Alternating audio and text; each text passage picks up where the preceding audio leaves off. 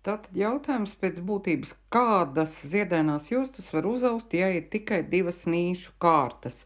Ja mēs atstājam ziediņus neievērtus nekur pa vidu, tad ir varianti, ka mēs liekam vienas krāsas ziediņus, vienas krāsas pamatā, izgraznojam malas kā gribam, taisam tādas grupiņas. Tas ir kārsdaba.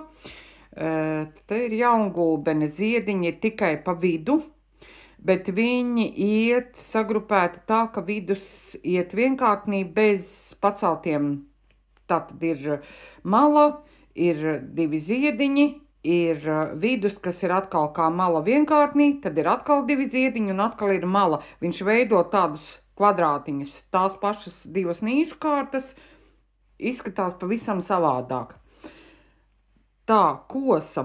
Kosai centrā nav ziediņi, bet vienkārtnītis. Ziediņi ir gar abām malām, un atkal tas pats variants, kad ar citas krāsas dziju starp ziediņiem ir ielikts vienkārtnītis, un viņš iztaisa tādu interesantu sarkanu melnu kvadrātiņu. Braucam tālāk.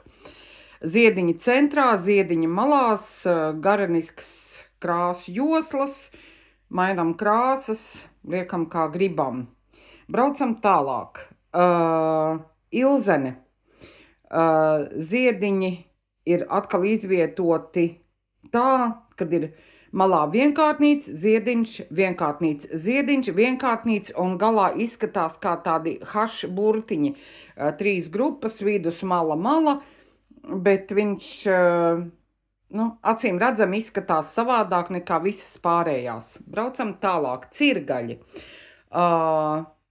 Saliktas ir pa 2 pārīšiem ziedu grupiņas ar lielām starpām pa vidu, kas atkal izskatās savādāk. Tātad uz 2 nīšu kārtām pamata ar ziediņu paceltajiem diegiem jau ir lērums variantu, un vēl var likt atsevišķus diegus pa vienam ziediņā, taisīt dīvainas grupiņas, kur ir vienkārtnīši ziediņi, lai viņam ir sasaiste. Nav obligāti jābūt tikai vienam vienīgam veidam, ko var iztaisīt nepārtaisot stēles, bet izmantojot tās 2 nīšu kārtas un grupējot ziediņus, taisīt vertikālas krāsu strīpas, taisīt horizontālas zobiņu strīpas, tā kā ir šeit maliņā dzeltenais ar zaļo, tos sauc par zobiņiem, lilā ar rozā.